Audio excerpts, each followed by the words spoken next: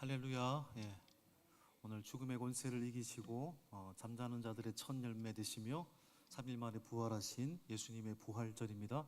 주님의 부활의 권능과 능력이 저와 여러분의 삶과 가정과 공동체 속에 가득하기를 주님의 이름으로 간절히 축복합니다. 옆에 분들에게 인사 나누시겠습니다. 행복한 부활절입니다. 선포하겠습니다. 행복한 부활절입니다. 오늘 찬양 은혜 받았습니다. 그리고 또 하나님 우리의 삶을 통해서 은혜 받기를 원하십니다. 오늘날 이 시대가 우리가 해마다 부활절을 맞이하게 됩니다만은 가면 갈수록 이 부활이라는 말이 시대의 역행적 말이 아닌가라는 질문을 세상은 던집니다. 특별히 인간의 이성을 앞서기 시작한 어떻게 보면 AI 시대에 부활, 누군가가 죽었다가 살아났다라는 말이 과연 믿을 수 있는 말인가? 세상은 끊임없이 의심을 하죠. 그런데 그 의심은 2000년 전부터 계속되어 왔던 의심이었습니다. 초기에 예수님의 부활을 부정했던 사람들은 온갖 가설을 만들었습니다. 예수님의 시신은 사실은 부활이 아니라 도둑질한 것이다, 제자들이.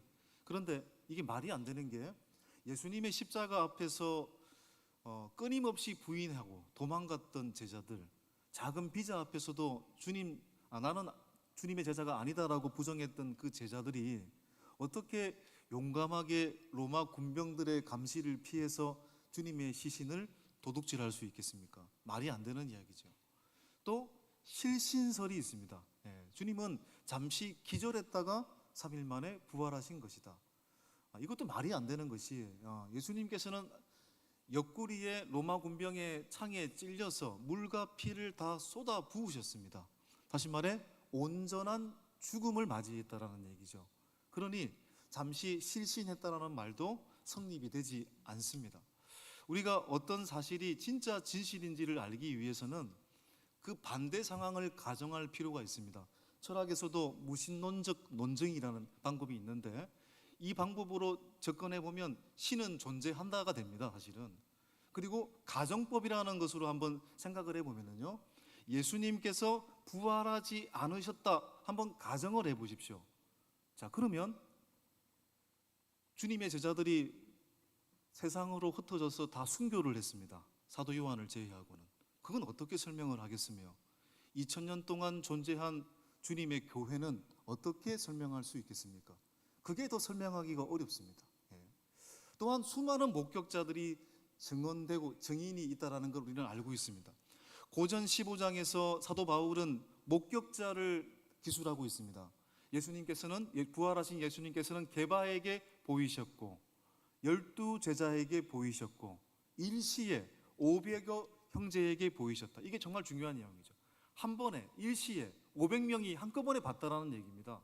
일시에 500명의 형제가 보았고 만삭되지 못한 나 바울도 주님의 부활을 목격했다라고 얘기를 했습니다. 사도 바울이 예수를 핍박했던 사람 아닙니까? 그런데 훗날 그는 로마의 심장부까지 들어가서 주의 복음을 전하다가 순교의 자리까지 나아갔죠. 그 이유는 바로 그가 부활하신 주님을 만났기 때문이었습니다. 오늘 이 요한복음의 기준으로 본다면 부활하신 주님께서 맨 먼저 만났던 존재는 누구였다라고 말하고 있을까요? 바로 요한복음 20장 11절에 등장하는 막달라 마리아라고 말하고 있습니다. 막달라 마리아는 주님으로부터 용서받은 여인으로서 일평생 주님의 은혜 앞에 살았던 사람이었고 주님이 십자가를 지시고 죽는 그 순간까지도 주님의 십자가 옆에서 함께했던 여인이었습니다. 그리고 그녀는 주님이 죽으신 이후 바로 안식 후 첫날, 주일 아침이죠. 주일 새벽에 주님의 죽음을 장사하기 위해서 향품과 침량을 가지고 울면서 주님의 무덤가에 갔던 여인이었습니다. 그런데 울고 있는 막달라 마리아에게 부활하신 주님께서 나타나심으로써 인생의 그 어떤 절망도 부활하신 주님 앞에서는 소망이 될 수 있다는 사실을 보여주셨습니다. 그리고 나서 20장 18절 이하에 10명의 제자에게 보이셨다고 했습니다. 10명의 제자들은 오늘날로 계산하면 주일 저녁에 안식 후 첫날 저녁에 방문을 걸어 잠그고 있었습니다. 유대인들이 두려워서. 그런데 방문을 걸어 잠그고 그들이 있었을 때에 부활하신 주님께서 문을 열지 않고도 그들 앞에 나타나셨습니다. 바로 부활하신 주님이 그들 가운데 나타나신 것이죠. 10명의 제자들은 주님의 부활을 목격했습니다. 그리고 주님은 자신의 옆구리와 자신의 손을 보여주시면서 부활하셨다라는 사실을 제자들에게 똑똑히 보여주셨죠. 10명의 제자들은 주님의 부활을 보고 강분했습니다. 그런데 유일하게 이 부활의 현장에 없었던 한 제자가 있습니다. 그 이름은 누굽니까? 오늘 읽었던 바로 도마라는 제자입니다. 도마가 어떤 이유 때문에 부활하신 주님을 만나지 못했는지 그 첫 번째 알지는 못하지만 우리가 도마라고 생각해 보면 도마는 의심의 대명사라고 말하지 않습니까? 오늘 20장 24절에 보면은 이 도마는 어떤 인물로 나와 있습니까? 디두모라 하는 도마라고 되어 있습니다. 똑같은 말입니다. 디두모는 헬라어고 도마는 아람어입니다. 뜻은 쌍둥이라는 뜻입니다. 여러분, 도마는 여러분도 알다시피 의심의 대명사죠. 오늘날 이 성격 유형 검사 MBTI 유형으로 본다면 ISTJ일 확률이 높습니다. 그렇죠? 인트로버티드, I 내향적이고, S 센싱 감각적이고, thinking 사고 중심적이고, G 바로 저지 판단형 인간이죠. 현실주의자고 철저한 이성주의자입니다. 물론 성경에서 그는 냉혈한 인간처럼 보이지만 그 이성주의, 현실주의가 또 좋은 면으로 작용하기도 했습니다. 11장에 보면은 나사로가 죽었을 때 우리도 함께 죽으러 가자라고 의리가 있었던 의리주의자였습니다. 그러나 동시에 그는 따지고 보는 현실주의자입니다. 요한복음 14장에서 예수님께서 내가 나의 길을 가야 되겠다라고 말을 하니까 도마가 이렇게 얘기를 합니다. 주님이 알려주지 않는데 우리가 어떻게 주님의 길을 알겠습니까? 라고 따져 물었던 현실주의자이기도 했습니다. 그런데 이런 제자가 주님이 부활하셨을 때 10명의 제자 그룹 안에 있지 못하고 유일하게 주님의 부활을 보지 못했습니다. 10명의 제자들이 도마에게 와가지고 우리가 부활하신 주님을 만났다 강분하면서 10마디를 했습니다. 여러분, 10명이 보았다고 하면은 여러분 같으면 믿겠죠. 여러분 10명이 보았다고 한다면 그건 정말 사실인 거잖아요. 그런데 도마는 내가 손으로 만져보고 눈으로 보지 않고는 믿지 못하겠다. 저는 이 도마의 말이 여러분 진짜 믿지 못하겠다라는 말이기보다는 어떤 의미에서는 여러분 마음으로는 동의가 될 수도 있어요. 10명이 봤다면 진짜 주님이 부활하신 거네. 그런데 왜 주님이 내가 없을 때 부활하셨지? 너무 속상하잖아. 그래서 마음으로는 동의하지만 밖으로는 그걸 거절하는 것이죠. 내 마음으로는 동의하지만 내가 조금만 인간은 뭔가 불편함을 느끼거나 손해를 본다고 느끼면 그것에 대해서 거절하는 경향이 있지 않습니까? 바로 도마가 그런 경향이었다라고 볼 수 있겠습니다. 그래서 도마는 나는 안 믿는다. 나는 손으로 만져보고 내 눈으로 봐야 주님의 부활을 믿겠다. 그래서 25절 이렇게 그는 고백합니다. 25절 하반절에 내가 그의 손에 못자국을 보며 내 손가락을 그 못자국에 넣으며 내 손을 그 옆구리에 넣어보지 않고는 믿지 아니하겠노라. 나쁘게 말하면 내 방식대로 믿겠다라는 얘기잖아요. 내 방식대로. 여러분, 믿음은 내 방식대로 믿는 것이 아니라 주님이 드러내는 방식에 내가 수용하는 것입니다. 그게 믿음인 거죠. 내 방식대로 믿겠다. 예수님은 도마가 보지 않으면 안 믿겠다고 했을 때 바로 나타날 수도 있었습니다. 이놈 봐라, 안 믿겠다고 바로 나타날 수 있었습니다. 근데 성경을 보면 주님은 8일이 지나서야 도마에게 나타났다라고 말씀하고 있습니다. 26절을 보십시오. 시작. 8해를 지나서 제자들이 다시 집안에 있을 때에 도마도 함께 있고 8일이 지나서야 부활하신 주님께서 도마에게 나타났다. 이 8일은 어떤 시간이었을까요? 도마로 하여금 자신의 의심 속에서 자신의 한계를 마주할 수 있었던 그런 시간이었을 겁니다. 이 시간들은 의미 없는 시간이 아니라 나의 한계를 철저하게 절감했던 순간이었을 겁니다. 그리고 8일이 지나서 모든 제자, 도마까지 포함된 모든 제자에게 주님께서 다시 나타나셨죠. 샬롬, 너희에게 평강이 있을지어다 라고 말씀하시면서 27절 도마에게 지적하면서 이렇게 말씀하셨습니다. 내 손가락을 이리 내밀어 내 손을 보고 내 손을 내밀어 내 옆구리에 넣어 보라. 그리하여 믿음 없는 자가 되지 말고 믿는 자가 되라. 여러분 27절의 말씀이 굉장히 감동적인 이유는 저는 감동적인 말씀이라는 것을 이 구절을 읽을 때마다 느낍니다. 왜냐하면 도마의 눈높이로 내려가서 도마를 만나시는 장면이거든요. 도마의 눈높이로 내려가시는 장면이잖아요. 다 확인해라. 오감을 통해서 다 증명해봐라. 다 눈으로 확인해봐라. 만져봐라. 도마의 방식으로 주님은 자신을 보여주시는 장면이잖아요. 우리가 예를 들어서 코끼리 등을 만지는 사람과 토끼리 발을 만지는 사람이 코끼리에 대한 평가가 다르듯이 여러분 하나님은 무한하신 하나님이시잖아요. 사람마다 하나님이 누구이십니까? 라고 물으면 다 다를걸요.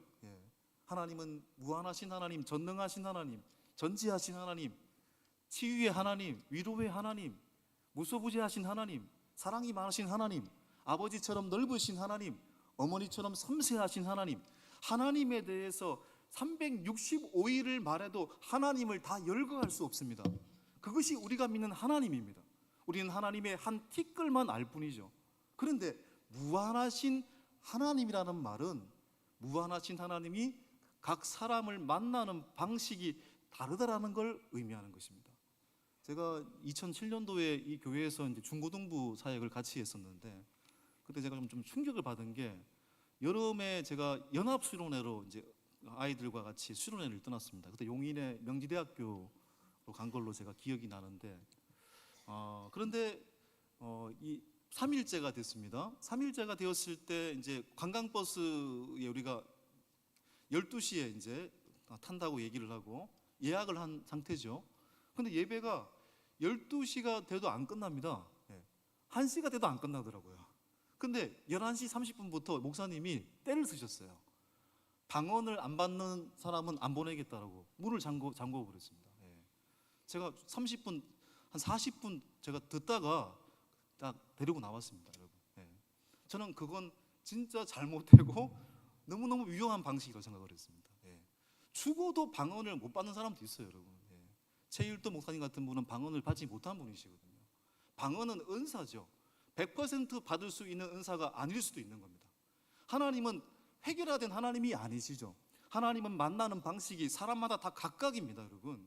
베드로에게는 알다시피 요한복음 21장에서 실패자의 베드로의 삶 속에서 주님께서 어떻게 만나 주셨습니까? 네가 나를 사랑하느냐? 네가 나를 사랑하느냐? 3번 질문하시고 내가 주님을 사랑하는 줄 주님께서 아십니다. 제가 수백 번 얘기했던 본문이잖아요. 근데 이 본문에서 사랑이라 똑같은 질문인 것처럼 보이지만 헬라어에서는 다른 단어를 사용하고 있어요. 첫 번째는 주님께서 네가 아가페의 사랑으로 나를 사랑할 수 있겠니? 근데 베드로는 끝까지 필레오로 주님을 사랑합니다. 두 번째도 아가페어로 나를 사랑할 수 있겠니? 주님을 필레오로 사랑합니다. 그래, 세 번째 주님이 단어를 바꾸십니다. 그래, 네가 우정 필레오라도 나를 사랑할 수 있겠니? 눈높이로 내려가시는 사랑. 여러분, 도마는 오감을 통해 주님이 만나 주셨죠. 에티오피아 내시는 말씀을 통해서 그를 하나님 만나게 해주셨죠. 사도 바울은 빛으로 만나게 해주셨죠. 사람마다 그 방식이 다릅니다. 이 말은 그 사람의 눈높이로 내려가셔서 그를 기다려주시고 만나 주셨다는 사실인 것입니다. 여러분, 주님께서는 오늘 우리의 인생 속에 우리의 의심을 그래서 비난하지 않는 것입니다. 대신 여러분의 눈높이로 내려오셔서 여러분을 기다리시고 만나기를 원하십니다. 치매 환자들, 제가 책을 하나 읽다가 이제 휴머니티드라는 예의라는 단어에 관한 이야기를 제가 보다가 치매 환자분들께서도 인지 능력은 떨어지지만 감정은 있다고 하더라고요. 그래서 반드시 똑똑똑 이렇게 노크를 해야 된다고 하더라고요. 그렇지 않으면 이 치매 환자들도 아프대요. 똑똑똑 예의를 다하고 내가 너의 눈높이로 대화를 나누겠다, 이런 신호를 보내야 된다는 얘기죠. 요한계시록 3장 20절에 보면은 라오디게아 교회를 향해서 질책을 하시는 장면에서 주님께서는 내가 문 밖에 서서 두드리노니라는 말을 쓰십니다. 내가 문 밖에서 똑똑똑 하고 계신다는 얘기잖아요. 문을 벌컥 열고 들어가시는 것이 아니라 우리의 인생의 문 앞에서 노크하시면서 기다리고 계신다는 거잖아요. 우리의 눈높이에서 우리를 만나주기를 원하신다. 여러분, 도마는 바로 그러한 방식으로 주님을 만났습니다. 그 만남 이후에 도마는 그 이후에 어떤 반응을 보였을까요? 더 이상 손가락을 옆구리에 넣지 않았습니다. 대신 그는 그의 심장에서 터져나오는 고백으로 주님 앞에 이렇게 고백을 합니다. 20장 28절입니다. 도마가 대답하여 이르되 나의 주님이시요 나의 하나님이시니이다. 가이사라 빌립보에서 사도 베드로가 주는 그리스도시요 살아계신 하나님의 아들이십니다라는 교회의 역사상 가장 놀라운 고백을 했다라고 평가를 하지만, 그 고백 못지않게 도마가 주님의 오감으로 주님의 부활하심을 보고 나서 고백한 나의 주 나의 하나님이십니다라는 고백도 엄청난 고백이 아닐 수가 없습니다. 20세기 최고의 기독교 변증가인 그리고 옥스퍼드 대학교의 교수였던 C.S. 루이스 이야기를 제가 가끔씩 합니다마는 이 사람도 도마 같은 사람이었습니다. 철저한 무신론자죠. 그는 성경과 기독교는 허구다, 성경의 사실은 허구임을 증명하기 위해서 성경을 연구하기 시작했습니다. 그런데 예수님의 삶과 십자가와 부활을 연구하면 연구할수록 주님의 십자가와 부활이 사실이다라는 것을 느끼기 시작했습니다. 동시에 자신의 가장 절친한 무신론자 친구가 벽난로 앞에서 혼잣말로 중얼거리는 장면을 보게 됩니다. 어떻게요? 사복음서와 십자가와 부활이 사실일 수 있겠다. 친구의 이 혼잣말이 C.S. 루이스의 마음에 균열을 일으킵니다. 자신의 연구와 친구의 혼잣말이 결국 그로 하여금 주님을 믿게 되는 원동력이 되었죠. 그는 회심하게 됩니다. 그리고 순전한 기독교라는 책을 통해서 의심 많은 도마와 같은 사람들을 변화시키는 그 역사를 일으킨 사람이 되었죠. 여러분, 정직한 의심은 믿음의 적이 아니라 정직하게 진리를 찾는 사람은 부활의 주님을 만나게 될 가능성이 높습니다. 여러분, 도마는 어떻게 되었을까요? 도마는 훗날에 이와 같은 과정을 통해서 주를 만나고 난 뒤에 인도로 가서 복음을 전하다가 순교를 했다라고 전성에 알려져 있습니다.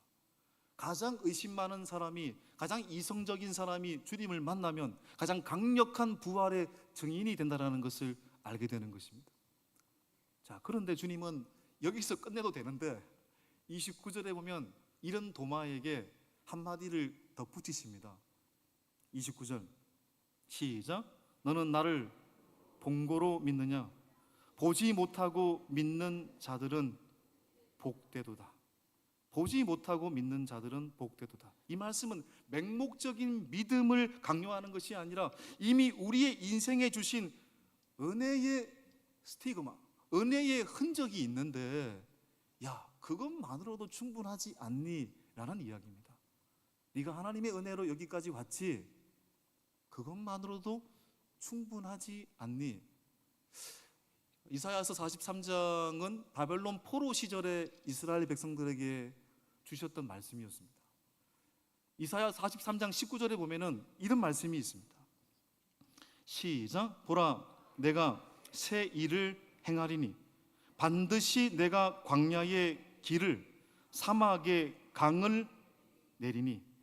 이스라엘 백성이 바벨론 포로라는 절망적인 상황에 있었을 때 주님께서 이렇게 말씀하신 거예요.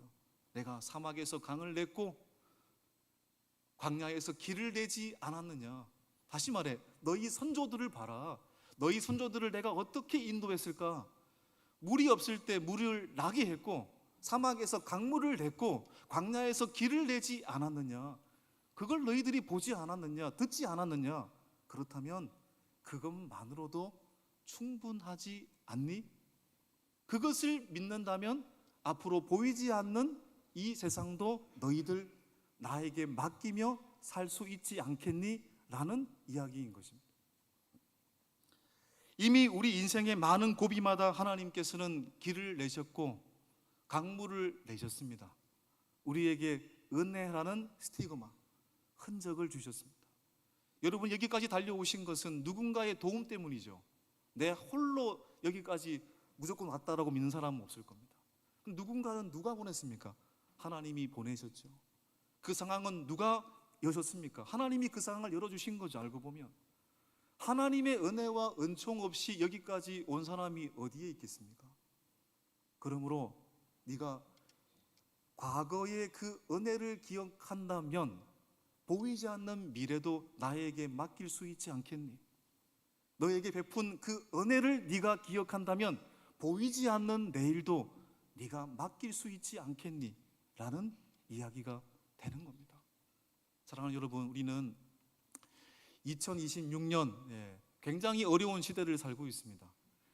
세계 가운데 여전히 끝나고 있지 않는 전쟁, 이 전쟁이라는 것이 오늘 우리의 문제라는 걸 지금 직감하고 있잖아요.